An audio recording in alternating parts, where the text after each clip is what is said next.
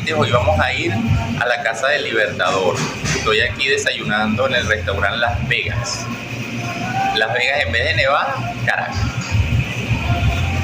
Está bien chévere este restaurancito para desayunar, bien rico, unos cafés bien sabrosos y venden cachapas también.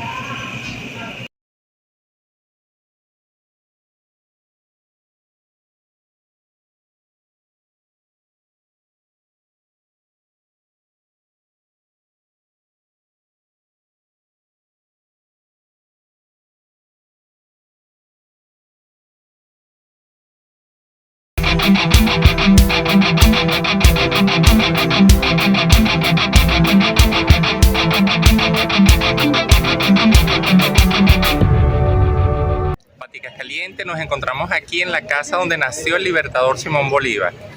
Vamos a conocerla, síganos los buenos. Bienvenidos. Hola, buen día. Hola, buenos días. ¿Llegué a dónde? A la casa de Bolívar y acá os queda el museo. Llegué bien. ¿Van a ingresar? Sí, adelante. Por favor.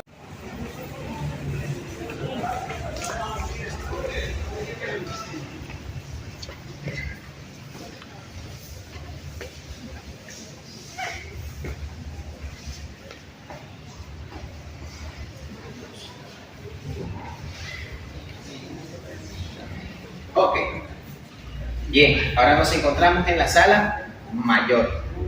¿Se acuerdan que le había comentado para qué servía la sala menor, cierto? ¿Para qué servía la sala menor? La recepción de personas.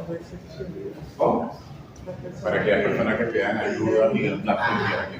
Exacto, para que los que me pedían ayuda, las clases sociales, Va. ¿cierto? Ok. Si allá era un lugar donde se recibían las clases sociales bajas, esta, como se llama, sala mayor, ¿para quiénes serían? Muy bien, para las clases sociales altas. Pero estas personas de clases sociales aristocráticas, clase social alta, solamente participaban acá en tres ocasiones. Primero, en momentos de nacimiento. Segundo, en momentos de bodas. Y un tercero, en momentos de muerte. ¿Por qué me refiero a nacimiento y muerte? Porque detrás de la primera puerta se encuentra la habitación donde nació el libertador Simón Bolívar. Y allí es cuando un niño nacía en la época colonial, el padre de la criatura lo tomaba en brazos y salía acá a esta sala donde lo esperaba toda la clase social mantuana conocida para presentar al nuevo integrante de dicha sociedad. Cuando habían los matrimonios, aquí se celebraban las recepciones y por ende las puertas nuevamente se aperturaban cuando finalizaba dicha recepción para que los invitados pudieran observar la cantidad de regalos que se le hacían a los recién casados. Y por último, la muerte. En la época colonial esto servía como una capilla ardiente donde las personas venían y de una distancia prudencial, se aperturaban las puertas y él pudiera despedirse del difunto. Después de 1916 se le designa al mismo pintor venezolano Tito Salas para elaborar los momentos más específicos de la historia de Venezuela, comenzando con lo que vendría siendo la llegada de los conquistadores a tierra americana en 1492. Como podemos observar tanto en la primera pintura como en la otra, vemos personas de lo que serían las etnias indígenas desnudos, ¿cierto? Ahora les pregunto, ¿por qué están desnudas dichas personas? Ok, simple, rápido y sencillo. ¿Por qué? Porque el pintor venezolano Tito Salas era un pintor romántico y se basaba en una simple esquela en sus pinturas. Si pueden observar a los indígenas desnudos, esto significa inocencia. La inocencia de aquellos primeros aborígenes habitantes de estas tierras que por primera vez en su vida veían a personalidades con distintas facciones que ellos no tenían. Por ejemplo, ustedes imagínense por 5 minutos que son de la época precolombina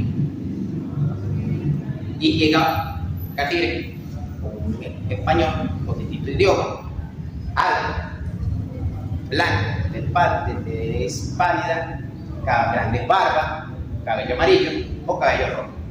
Y ustedes nunca habían visto una persona con dichas facciones. ¿Qué pensarían ustedes? que son de otro universo, que son dioses, ¿cierto? Porque era la primera vez y estas personas no lo habían visto nunca. Por ende, pueden observar cómo ellos los miran a esos primeros conquistadores que llegaban a estas tierras, ya que pensaban como tal que no eran de este planeta, al igual que un intento de comunicación, como podemos observar en Argentina, entre conquistadores y los indígenas. Y de fondo podemos apreciar lo que se llaman los navíos, la Niña La Pinta y la Santa María. Si pueden observar la siguiente pintura, ven al fraile Don Bartolomé de las Casas. Este caballero es conocido como el defensor de los indígenas, ya que él había escrito muchas cartas relevantes con todas aquellas acciones que cometían los conquistadores en contra de las etnias indígenas. Incluso él le dice a la reina Isabel de Castilla que es mejor llevar a todos los indígenas a las misiones o iglesias, enseñar el catolicismo y enseñar el arado de la tierra, como podemos observar en la parte de arriba. Y que para el trabajo más fuerte en lo que venía siendo la minería y en la tierra de los asentados, terratenientes, era más factible traer a los esclavizados africanos, ya que según las palabras de este caballero, es que ellos no poseían armas y que simplemente eran objetos para el trabajo duro, que si algunos fallecían, simplemente se iba a África, se capturaban un nuevo lote de esclavizados para que continuaran el trabajo. Podemos observar también en esta esquina a don Diego de Lozada. Don Diego de Lozada fue el fundador de la ciudad de Caracas, la cual la ciudad se fundó un 25 de julio de 1567. Hubo un primer intento en 1565 de construcción de la ciudad de Caracas, en lo que hoy se denomina como CAR. Este primer intento lo intentó hacer el conquistador Francisco Fajardo. Sin embargo, el indio Huequeturo, junto con las tribus del Valle de Caracas, la incendiaron hasta los cimientos.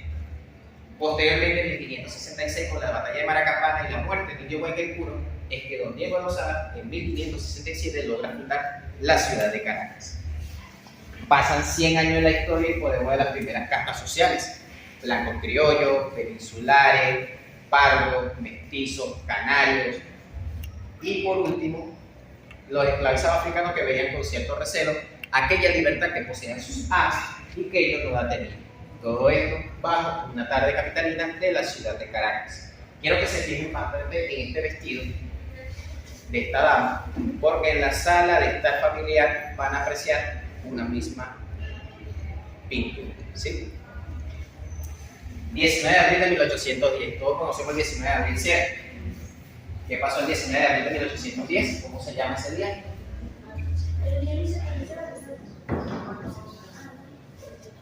El día de... Más por ahí, más por ahí. ¿Cómo? 5 de julio. Estamos hablando del 19 de abril. 19 de abril de 1810. Vamos a leer un poquito. Vicente del Parán, Cabildo de Caracas, el tumulto de Caracas. Ok. 19 de abril de 1810, conocido como el primer paso hacia la independencia de Venezuela. El día 5 de julio fue la firma. Por ende, podemos observar que este fue el primer paso hacia ese sueño de libertad que poseían nuestros padres fundadores, ¿cierto? Podemos observar a don Francisco Salas intentando arrebatarle el bastón de mando a Vicente Parán, el cual era capitán, era gobernador de la ciudad, del territorio de la Capitanía General de Venezuela. Con este hincapié y la destitución de este caballero que renuncia a su cargo, es como tal una Junta Suprema, según conocida como la Junta Suprema de los Derechos de Fernando VII, posteriormente llamada Junta Suprema de Caracas, hace todo lo posible para que el día 5 de julio se firmara lo que vendría siendo el Acta de Independencia. Podemos observar la última pintura conocida como la Constitución del Libertador. Podemos observar ahí a Simón Bolívar encima de su caballo blanco, encima de un gran tepuro. Podemos observar también al caballero que está desnudo, conocido como el Dios Corrón, Dios del tiempo, y entregándole los laureles de la libertad al libertador. También podemos observar en un costado lo que vendría siendo las naciones liberadas y fundadas por el libertador, que fueron Colombia, Ecuador, Colombia y Bolivia. y Venezuela, ¿cierto? Colombia, Perú, Bolivia, Venezuela, Ecuador, y la anexión de Panamá en 1825 a ese sueño de la gran colonia. También pueden observar nuevamente lo que vendría siendo las etnias indígenas, primeros habitantes de estas tierras, y por último pueden observar a los brazos principales de las fuerzas de la independencia que fueron, al ejército patriota, que fueron los José Antonio Páez, que fue un prócer, ¿cierto? Pero ¿de dónde era? Conocido como el León de Payara, un llanero, y ellos son los llaneros de José Antonio Páez.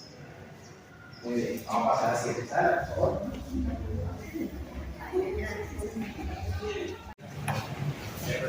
Sí. Las señoras.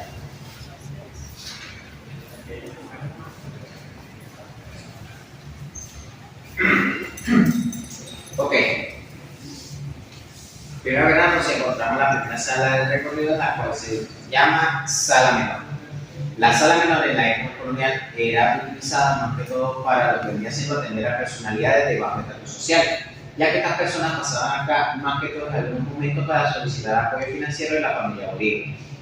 Estas mismas tenían un tiempo límite de estadía aquí entre los 10 a 15 minutos y se dice que la puerta de entrada a esta sala se encontraba en esa pared que podemos observar hoy en día el terremoto de 1812. Después de 1916, durante la primera reforma, se elimina dicha puerta y se apertura la otra que es donde pudieron haber pasado, esa puerta. ¿Por qué? Por dos opciones.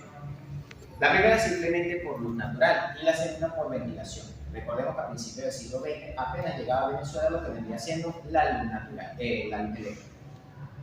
También se le designa al pintor venezolano Antonio Salas para enarbolar los momentos más específicos de la vida del Libertador, comenzando en un principio con lo que vendría siendo el bautizo. El Libertador Simón Bolívar fue bautizado un día 30 de julio de 1783, 6 días después de haber nacido, en la Catedral de Caracas. La encargada de llevar al niño es la negra Hipólita Bolívar, la cual sería su nodriza. También podemos observar el caballero de peluca. Ese caballero es su abuelo, don Feliciano Palacios. Y al lado de don Feliciano se encuentra don Juan Vicente Bolívar, que fue el padre del Libertador. Así también va acompañado con sus hermanos, Juan Vicente y María Antonia. Si pueden observar, no se encuentra la madre del Libertador aquí. ¿Por qué? Porque ella se encontraba gravemente de salud, enferma de salud después del parto. Si pueden observar la vitrina, verán lo que sería el acta de bautismo del Libertador, en la cual aquí aparece el nombre completo del niño, el nombre de sus padres, el nombre de los padrinos, el nombre del cura que oficializa la misa y también la hora y fecha exacta del bautismo. Aparte de esa acta de bautismo del Libertador, hay otras dos, o hay muchas más, para decirlo mejor, ya que aquí también se encuentra el acta de bautismo de Francisco de Miranda y de el prócer de la independencia José Félix Reyes. Continuamos la siguiente obra y podemos observar lo que será la confirmación. Dicho documento, acto fue realizado en lo que se conoce como el Arzobispado de Caracas. Y acá podemos observar que Bolívar tenía aproximadamente 8 años. La dama que lo acompaña es su madre, doña María Concepción Palacios. También podemos observar en la parte de arriba que lo acompaña su tío Esteban Palacios y su abuelo Feliciano Palacios, el cual hace el papel del padre, ya que el padre Libertador había muerto cuando él apenas tenía 3 años. Por ende, este caballero hace el papel del padre. Después de este acontecimiento, un año después, la madre del Libertador muere cuando tenía 9 años. Y es su abuelo, don Feliciano, que se encarga de la tutoría del niño. Pero después, un año después, muere el abuelo del Libertador, don Feliciano, cuando él tenía 10. Y es su tío Carlos Palacio quien se encarga de lo que vendría siendo la educación del niño. Esta casa es vendida. Por ende, el Libertador se muda a lo que hoy se conoce como la Cuadra de Bolívar, que se encuentra en Quinta Creta. Y allá es donde se conocen junto con sus profesores Andrés Bello y el padre Andújar, los cuales el padre Andújar le enseña matemáticas, cálculo y astronomía, mientras que el profesor Andrés Bello le enseña lo que vendría siendo literatura, idiomas como el francés, el latín y el inglés, y se basa en una educación más rígida. Pueden observar la pintura que el Libertador aproximadamente tiene ¿cuántos? 14, 15 años, aproximado, ¿cierto? Sí, ¿verdad?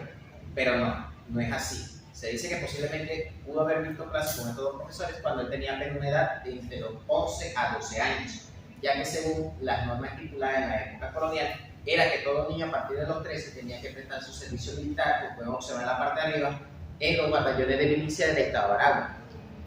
Dicho batallón fue fundado por su padre, don Juan Vicente Bolívar, llegando a ser el primer comandante de ese batallón. También Bolívar logra obtener el cargo de brigadier antes de los 15 años. Cuando cumple los 15 años, Bolívar es mandado a España a estudiar lo que vendría siendo política, esgrima, entre otras materias. Y es allá donde conoce en 1801, a una hermosa dama con la cual se casaría en 1802, conocida como María Teresa Rodríguez de Torrealba, con la que contrae nupcias en Madrid, España. Pero este matrimonio solamente duraría 8 meses, ya que posteriormente Bolívar decide trasladarse a la hacienda de San Mateo para pasar su luna de miel en el estado de Aragua. Y es allí donde María Teresa contrae la fiebre amarilla. Gravemente enferma, Bolívar decide trasladarse aquí a Caracas, a la hacienda de aquí a la casa del vínculo de retorno que se encuentra cerca de la Plaza Bolívar. Y es allí donde María Teresa fallece. Antes de morir, Bolívar jura nunca más volverse a casar. En esta ocasión, la dama que lo acompaña acá no es la negra Hipólita, sino es la negra Matea. Se dice en la historia que la negra Matea era 10 años mayor que el Libertador y que murió a los 115 años en 1886. Acá podemos observar el terremoto de 1812, un hecho en la historia que fue el terremoto más fuerte conocido o registrado en la época colonial, con un saldo entre los 15.000 a 20.000 muertos. Como podemos observar en la pintura, la ciudad parcialmente destruida, y sería este hecho un día 28 de marzo, jueves santo. Como pueden observar, está en plena posesión, y también podemos observar que está cayendo la noche. Esto nos da hincapié a la hora exacta del terremoto, ya que se dice que en la época colonial, a partir de las 5, 5 y media, empezaba a caer la noche. Por ende, el terremoto pudo haber pasado entre las 5 a 5 y media de la tarde. En un momento, al finalizar el terremoto, los clérigos de la Catedral de Caracas se lanzan a la calle gritando y vociferando que esto fue un castigo divino por haberse sublevado contra la corona española. A lo que Bolívar, en un momento de rabia, de desesperación, en lo que hoy se conoce como la ruina del convento de San Jacinto, lanza su proclama de que si la naturaleza se opone, lucharemos contra ella y haremos que nos obedezca. No en una forma literal, no en contra de la naturaleza en sí, sino en contra de los clérigos que apoyaban más a la corona española que a la misma república. Y con este suceso y la toma de Puerto Cabello con la capitulación de Francisco de Miranda es como muere la primera república. Pasamos al siguiente paso, lo voy por acá por favor. Boda y muerte, ¿cierto? En los ámbitos de boda, ¿aquí se consumía el acto nupcial? No, para los regalos, ¿cierto? Muy bien. 3 ocasiones, nacimiento, boda y muerte, ¿cierto? Si pueden observar, la cama y los muebles literalmente son pequeños. ¿Por qué? Porque la estatura promedio de la época colonial era de 1,50 m a 1,55 m. Esa era la estatura promedio de la época colonial. Los únicos dos que salían de ese estándar de estatura eran el primero, el Libertador Simón Bolívar, con 1,60 m, y el segundo, don Francisco de Miranda, el cual medía 1,75 m. Una exageración en la estatura y lo consideran como un gigante para ese momento. La cama no es original de la familia Bolívar, no es original la cama, pero sí es original de la época colonial. Simplemente fue una donación que se realizó al museo durante el gobierno del general Juan Vicente Gómez en 1920. Esto fue una adquisición que tenía un coleccionista español y la dona al museo. Al igual que podemos observar 3 imágenes católicas en las paredes. La primera, de este costado, es la Virgen de la Dolorosa. La que está encima de la cama es la Virgen del Rosario, y si se pueden percatar, de este costado está la Santísima Trinidad, la cual los Bolívar le rendían mucho tributo a esa imagen. ¿Por qué la habitación está sellada? Simplemente porque la habitación el suelo es original de la época colonial y para mantener su resguardo se mantiene sellado. ¿Sí? Al igual que pueden observar los zócalos, azulejos o tapiz en las paredes. ¿Por qué tenían estos? Porque las paredes de la época colonial no eran pintados como hoy en día con pintura, sino con cal. Y para evitar que las personas se apoyaran y se mancharan el uniforme, esto les daba una advertencia de que no podían apoyarse. Si lo ven pequeño, es por la misma explicación, metros 50 de esta. ¿Sí? Ok, vamos a Bien, muy buenos días a todos. Buen día. Sean bienvenidos a la sala de la sala familiar. Este es un sitio donde acostumbraba a tener ciertas reuniones en la familia en sus tiempos de día libres. También podemos observar acá lo que es una mesa redonda estilo imperio.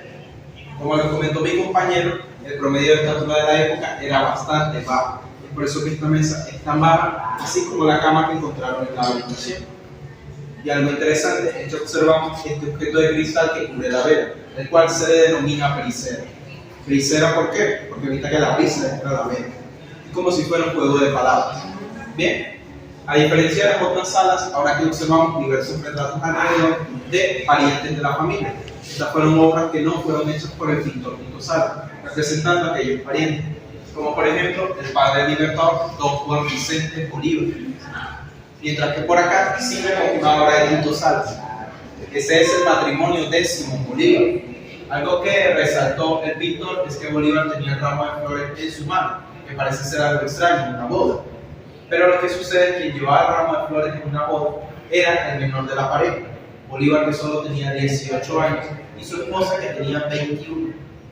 Bien. Y como un dato curioso, el rostro de María Teresa hasta hoy en día no se conoce, ya que no tuvo ningún retrato oficial. Ese es el rostro de Elia de la Parra, que posó para esa foto. Elia de la Parra, la hermana menor de Teresa de la Parra. Bien, cabe destacar que en ese momento las mujeres tenían dos opciones: era casarse o ser enviadas a un convento de monjas. Aquellas que no se casaban, obviamente tomaban el otro camino. De hecho, justo por acá vemos el retrato de una de las tías de Bolívar, la cual fue Sor Paula. Ella precisamente no se casó y fue enviada a un convento de monjas.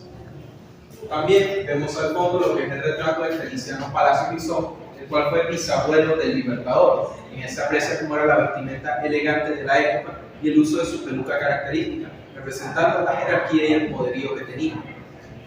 Bien. Algo también a destacar es que a partir de estos espacios van a ver esto, que son los zócalos. Algunas personas suelen llamarles de otro nombre, pero esto permitía que las personas no se mancharan de recostarse en las paredes porque estaban impregnadas con cal. Eso era fundamental en la época, sobre todo por los vestidos amplios de las mujeres. Bien, ahora les voy a pedir que me acompañen para que conozcamos los siguientes espacios.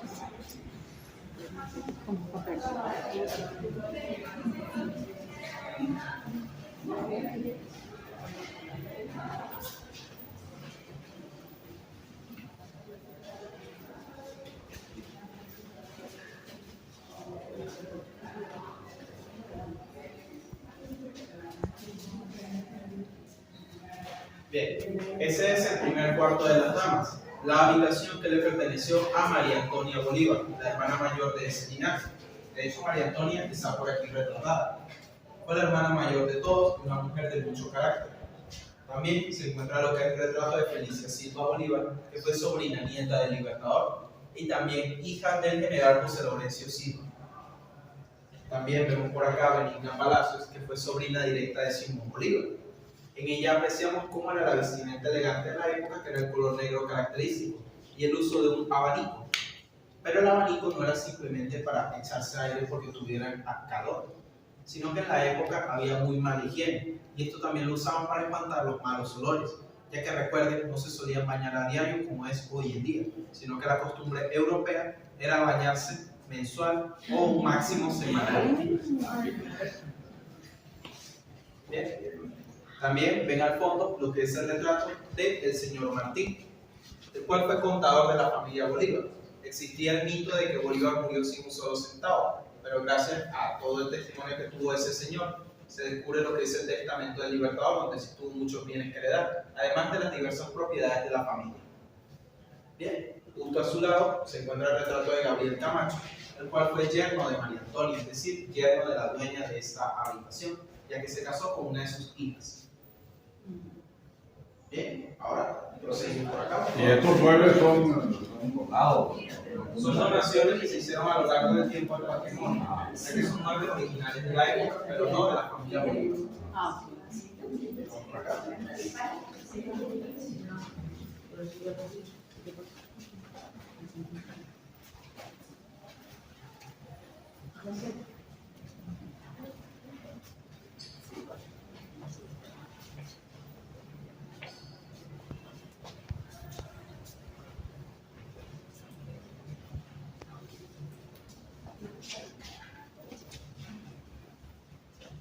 Bien, me preguntaban sobre los muebles, tal cual como en la anterior sala. Aquí vemos lo que son los escaparates de la época, una cómoda que se encuentra acá y una mesa plegadiza. Ven que los plegables parecen como unas hojas. ¿Sí?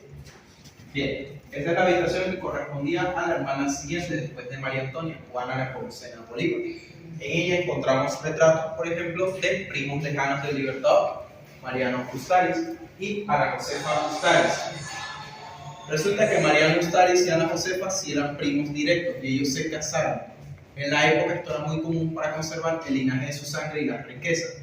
Esa era la razón por la que un apellido se conservaba tanto a lo largo del tiempo. Bien, también podemos ver al fondo a quien fue Miguel Jerez de Alicilier, el padrino de bautizo del Libertador, que le heredó la casa del vínculo y el retorno, fue la casa donde vivió con María Teresa unos cuantos meses. Y por acá vemos a Valentina Clemente. Valentina Clemente se casó con Gabriel Camacho, el yerno de María Antonia, que les presenté en la otra habitación.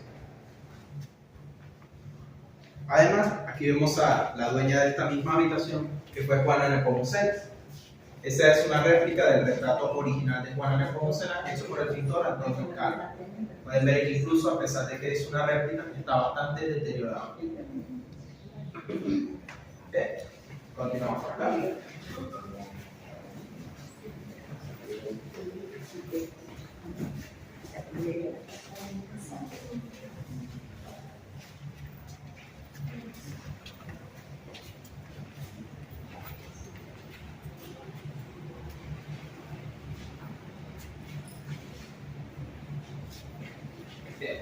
Ahora nos encontramos en la capilla de la casa. Anteriormente, esta era la habitación de María Concepción.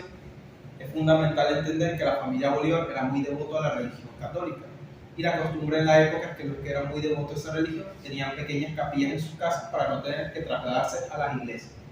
En este caso vemos una de las reliquias más importantes, que es este retablo que fue donado por la iglesia de San Francisco. Fue el mismo retablo donde Bolívar se arrodilló y recibió el título de Libertador en el año 1813. La única diferencia que tiene es que el pintor Tito Salas le impuso ese cuadro de la Santísima Trinidad, porque recuerden que ese era un santo al que la familia era muy devota, y es por eso el nombre del Libertador Simón Bolívar, Simón José Antonio de la Santísima Trinidad. Bien. También vemos acá lo que es un retablo pequeñito que le perteneció a la familia Bolívar y se encuentra en una de las obras del pintor Tito Salas de la Sala Menor. Y por último, estas sillas de acá. En la época era muy común que las familias más pudientes tuvieran sus propias sillas para poder sentarse en una iglesia. Era como una exclusividad, ya que las iglesias en su mayoría no tenían sillas para acoplar a grandes cantidades de visitantes. Por eso que habían sillas exclusivas. Bien, ahora con su permiso nos dirigimos al comedor principal.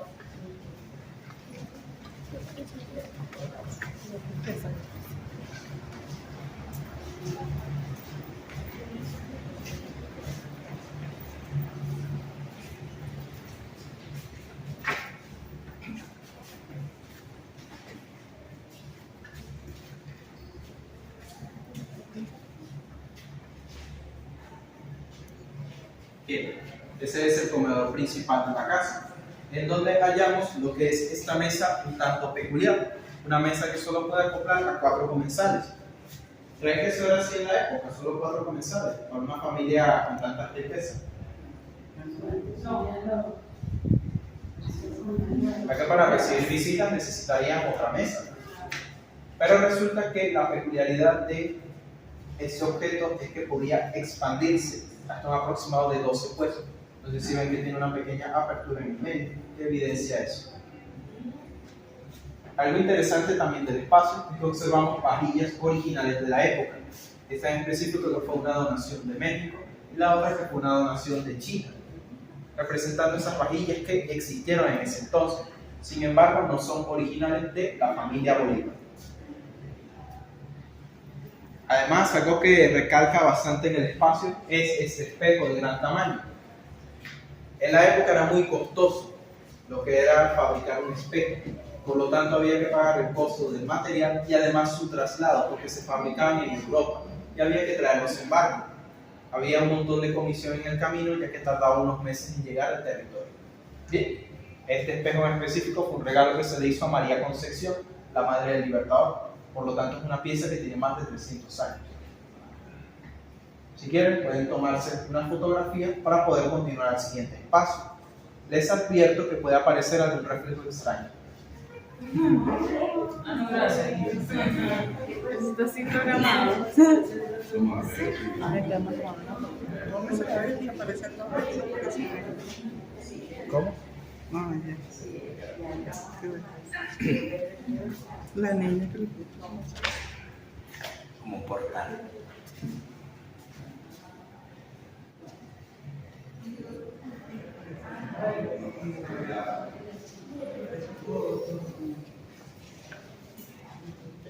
Adelante.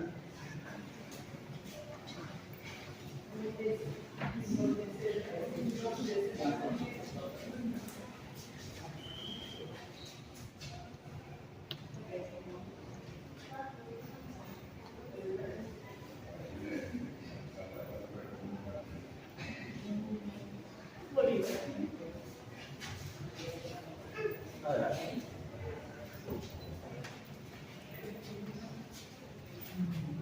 Bien, ahora en este espacio y los siguientes continuarán el recorrido junto con mi compañero Daniel aquí presente. Gracias por su atención. Gracias. Muy buenos días. Buen día, buen día. Mi nombre es Daniel Montilla y yo voy a hacer su guía durante estos espacios, mejor conocidos como primer y segundo cuarto de frente. Estos espacios en los tiempos coloniales eran conocidos por ser las oficinas del padre de nuestro libertador, Juan Vicente Bolívar y Ponte. En este primer cuarto de enfrente lo utilizaban más como un recibidor. Aquí solo podía ingresar el político comerciante con el que se fuera a discutir algún tema en específico. Actualmente lo conocemos como Chimborazo, ya que aquí se encuentra la obra más importante dentro del arte romántico venezolano, Mi delirio sobre el Chimborazo. Es una obra completamente original del pintor Tito Salas, donde se basa en el primer y único poema escrito por el libertador Simón Bolívar. ¿Alguien sabe o ha escuchado algo sobre este poema? ¿No? Ok, Simón Bolívar escribe este poema en 1822, cuando se dirige hacia la campaña del sur, campaña que está destinada a liberar al actual Ecuador y Perú. Cuando él se encuentra en la parte central del actual Ecuador, también se encuentra con uno de los volcanes más altos del mundo, llamado Chimborazo. Cuando él está pasando el Chimborazo, se encuentra con una alta altitud, lo que le produce una falta de oxígeno, o lo que conocemos como mal de páramo. Al darle esta falta de oxígeno, él empieza a delirar y dice que ve al dios del tiempo Cronos, susurrándole al oído ideales de libertad y de una Sudamérica unida. También vamos a ver varios detalles que le agrega el pintor Tito Salas, como este cóndor de acá, ¿lo logran ver? ¿Sí? Que representa la libertad de Sudamérica. También en la parte azul de la pintura vemos como un rostro humanoide, ¿sí lo ven? Sí. Que representa la muerte acechando al libertador Simón Bolívar. Si no logran apreciar muy bien los detalles en la pintura, tenemos una escultura justo al frente que lo representa mejor. Vemos al libertador Simón Bolívar, al dios del tiempo Cronos a su lado, a la muerte aquí, al cóndor y varios rostros humanoides que representan las vidas que se perdieron en esa campaña. ¿Sí lo ven? Qué bueno. En este primer cuarto de enfrente también nos vamos a encontrar con dos retratos completamente originales del libertador Simón Bolívar. Uno hecho en 1818-19 y el otro hecho en 1826. Aunque son de pintores completamente distintos, vemos características similares, como las entradas en la cabeza y la nariz prominente. ¿Lo logran ver? Sí. Ok, alrededor de la guiatura o de la casa, ¿no han visto una biblioteca, verdad? ¿No? Ya que la familia Bolívar usaba un objeto igual a este, llamado escritorio librero, solo que con rueditas, y lo iban pasando de cuarto en cuarto por si alguien necesitaba leer o escribir. También tenemos esta silla, es completamente original de la época, traída de la Hacienda San Mateo. Vemos que la silla es un poco pequeña, ya que en los tiempos coloniales la gente no solía medir más de 1,60 m o de 1,65 m. Era gente muy pequeña, como por ejemplo yo cabría en esa silla. Pasamos al siguiente espacio, por favor.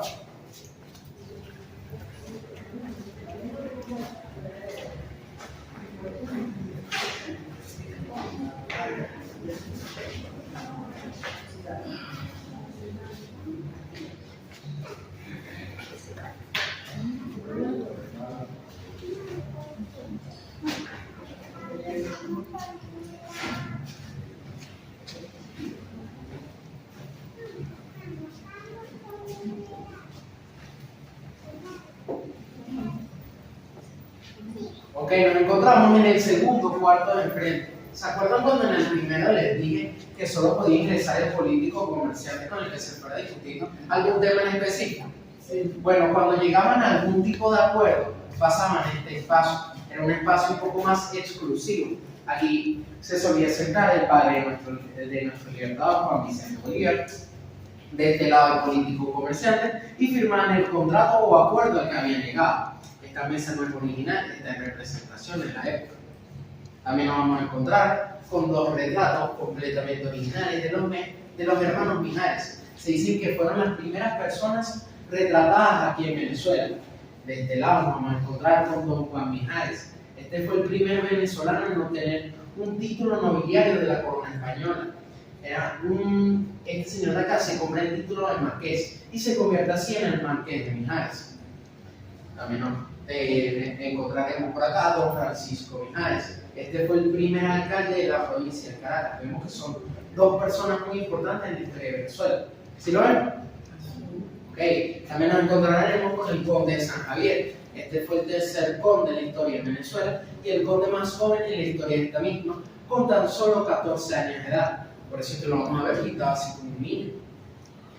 También nos encontraremos por acá al padre Moedano. Este se le atribuye la tarea de traer el café aquí a Venezuela. Era un padre español, sin embargo, trae el café desde África y lo siembra aquí en Venezuela, en Chacao. Si me acompañan al siguiente espacio, por favor. Aquí.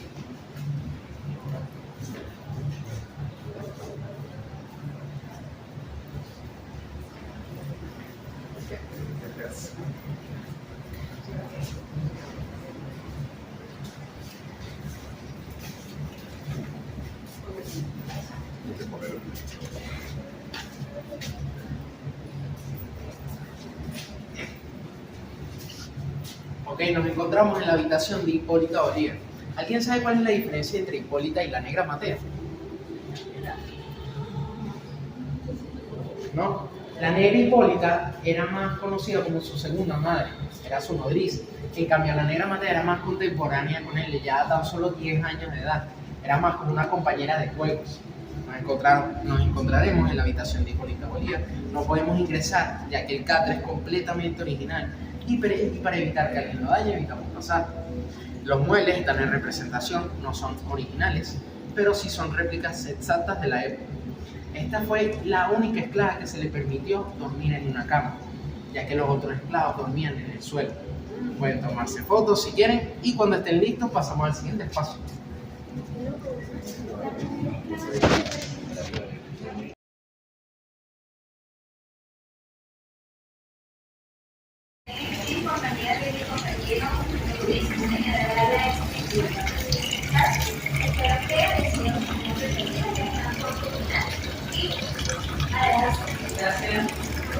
Bueno, nos encontramos en la pizzería La Bañera.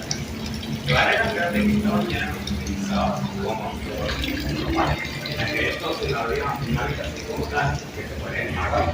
Eran habitaciones en donde había una especie de agujero en el piso, en donde allí podían hacer sus necesidades. Una vez terminaban con sus necesidades, se sacaba eso y se llevaba lo que sería como una especie de tiradero de desechos. Cabe también recalcar de que antes que en aquel entonces los europeos hacían las bañeras de madera. Cuando Bolívar el Viejo llega a Venezuela, se entera de que la mayoría del agua era potable. Y luego el padre Simón Bolívar con Juan Vicente hace la bahía de mar. ¿Por qué? Porque los europeos se bañaban aproximadamente de 1 a 2 veces por semana. Esto les ocasionaba muchos problemas de higiene. Cuando eso se ve, más que todo aquí en Europa, la regulación de agua era bastante mala. Cuando llegan a Venezuela, la que una agua deciden cambiar este patrón de higiene y por ello hicieron las bahías de mar para poder dar desplazar hacia las habitaciones de las casas. Ahora pasamos a hacer la siguiente revisión. Pueden tomar.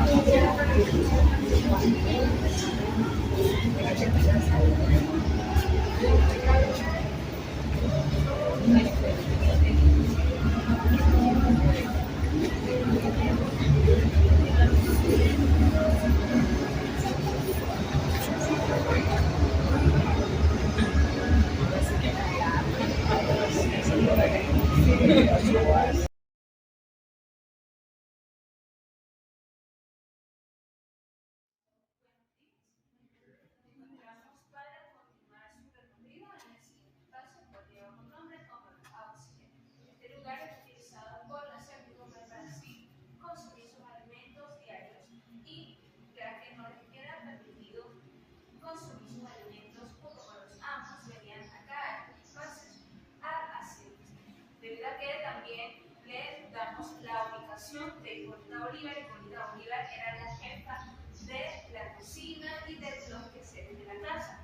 Por esa misma razón es que se encuentra cerca de la cocina, debido a que ella tenía que responder a estas responsabilidades, al igual que la servidumbre.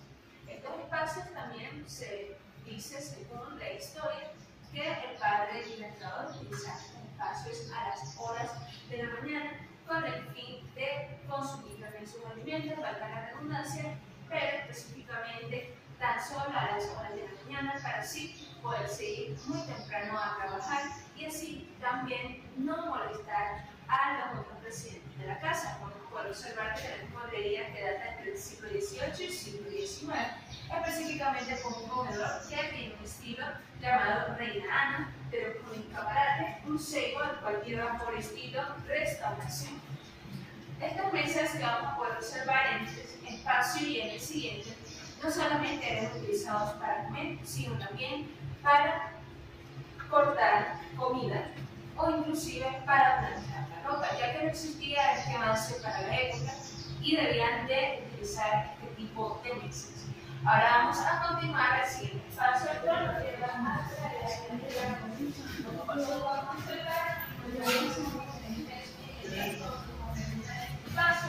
y exclusivamente podemos observar tan solo una réplica de este espacio, debido a que esta fue restaurada, ya que este espacio no existía y era un lugar totalmente vacío.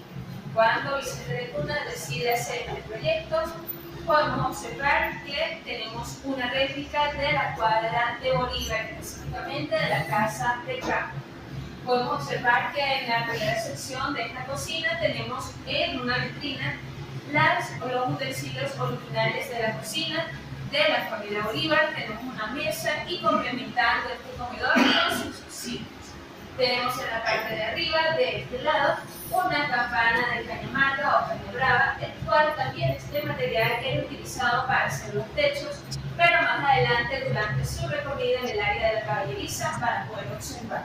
Tenemos acá calderos de la época, un metate, el cual era utilizado para triturar el maíz para elaborar las arepas. Podemos observar que acá tenemos un fogón para elaborar los panes, tenemos fogones y complementando este espacio un barril, el cual era uso para almacenar el agua, el vino e incluso carnes con sal. También tenemos en la parte de abajo una bandeja para poder, o especie de una bandeja para repartir la comida, y tenemos acá unas piedras de moler. Las piedras de moler eran utilizadas también para triturar el maíz, el cacao o otros condimentos, incluso para cortar o sazonar las carnes. Si dice que la gastronomía de la familia Bolívar era mayormente de una gastronomía europea, de la que ellos provenían de una familia española, y también ellos se dice que tomaban en su mayoría de tiempo el chocolate. Ahora vamos a proseguir con este siguiente espacio, o específicamente este pedazo de testigo arquitectónico, el cual nos hace referencia de cómo eran las paredes para la época. Eran un material utilizado como tabla, granito traído desde Ávila, y eran barnizados con sangre de ganado. Ahora vamos a proseguir a los siguientes espacios, el cual nos llevará hasta el patio de la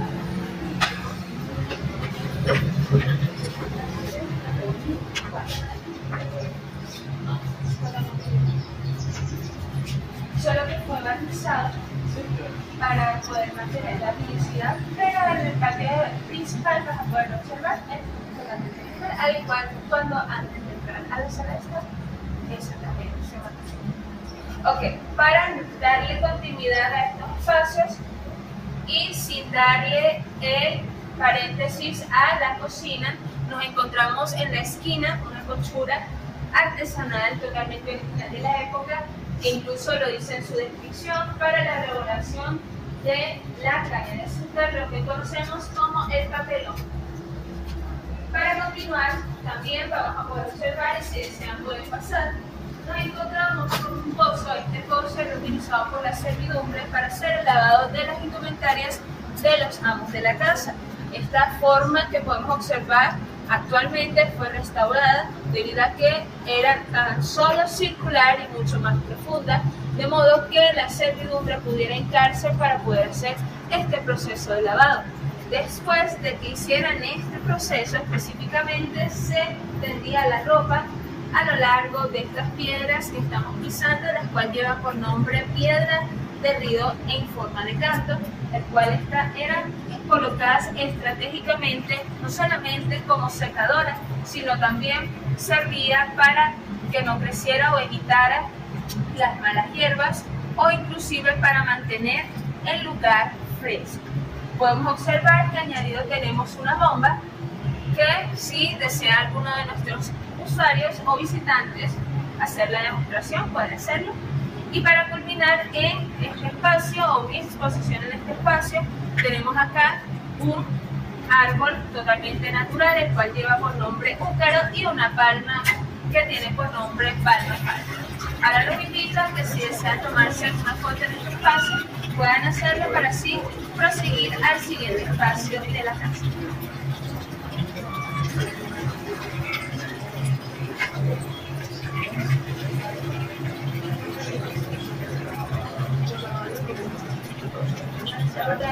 Aquí. Porque es que cuando se entrenan ellos ya habían en el caso de las islas, como mencioné anteriormente, el agua provenía de tierras pasada por la quebrada, pasada por la cuestión, llegada del río, y de ahí y en el caso de la casa, la cuadra de Bolívar, que con anterioridad, también se hará. Cotidiana. Por acá tenemos lo que serían los dos caballos de Simón Bolívar. Simón tenía dos, el típico caballo blanco y un caballo negro. Pregunta.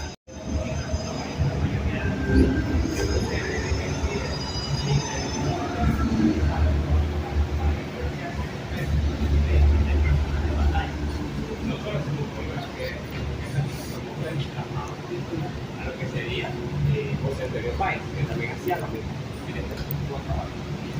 A su vez, el caballo negro lo utilizaba para moverse dentro de su propia comunidad, y tenía que ir a una reunión o salir a cualquier especie de evento, no podía ir con el caballo blanco, tenía que ir con el cese. También se dice de que estos caballos se dieron a Simón Bolívar contra el niño, cosa que no tiene sentido y no es cierto.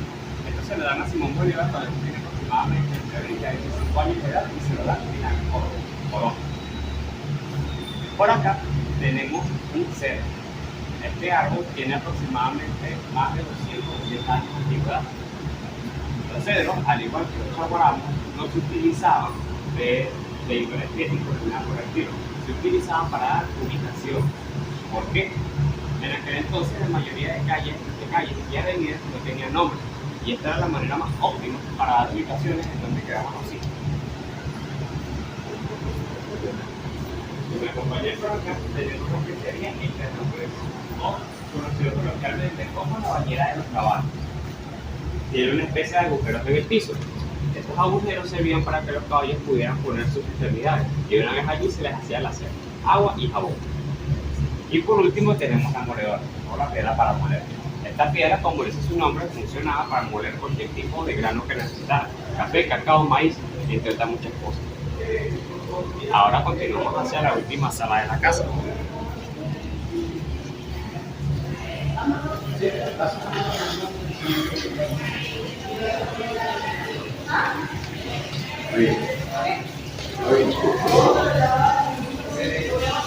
Bueno, aquí estaría la pulpería. Adelante, si quieres. Adelante, bienvenido. Gracias. ¿Pueden adquirir algún recuerdo? Más detalles.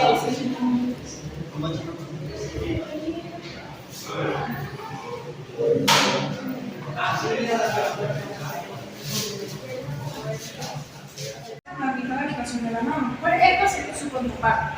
Ahora bien, en este espacio, toda la habitación de Juan Vicente Padre, de este lado siendo en el medio la de Simón Bolívar, y la del extremo siendo la de Juan Vicente Hijo, siendo este el hermano de Simón Bolívar. Ahora en esta video nosotros vamos a una galería donde muestra los sucesos importantes de batalla de Simón Bolívar junto a sus aliados. Tenemos la primera, que esta hizo el artista Arturo Michelena a la edad de 20 años, y es totalmente original y es la que tenemos aquí en la casa natal. Ahora bien, este titulada como la entrega de la bandera de la Diplomacia. Esto este suceso pasó en el año 1313, el 6 de diciembre. Aquí Simón Bolívar le está entregando la bandera.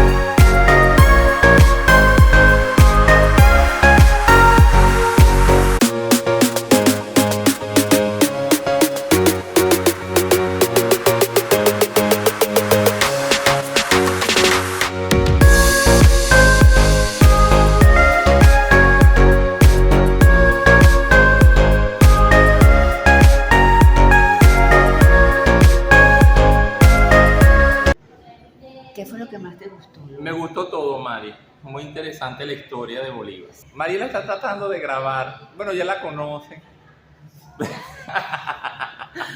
No, mira, a mí lo que más me gustó fue eso, que si tú a los 20 no te casabas, te metían por un convento. Ah, ¿verdad? No, y a mí también me impactó eso de la tía que... O sea, está solterona y te casas con el tío, ¿no? No me parece. Bueno, pero es que tú sabes que las hermanas de Bolívar la casaron de 13, 14 años, una cosa así chiquitica, no me acuerdo bien de la... Sí, y ya estaban solteronas. Están solteronas.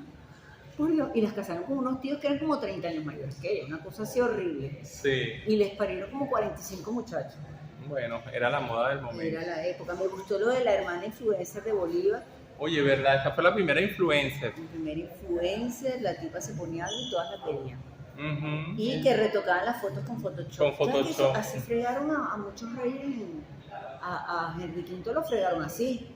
Sí. Le mandaron la foto de la tipa, qué bella, y cuando la presentaron, la tipa también le pasó lo mismo, ¿ves? Pero tú pesas como 80 kilos más que en esta foto. Demasiado filtro.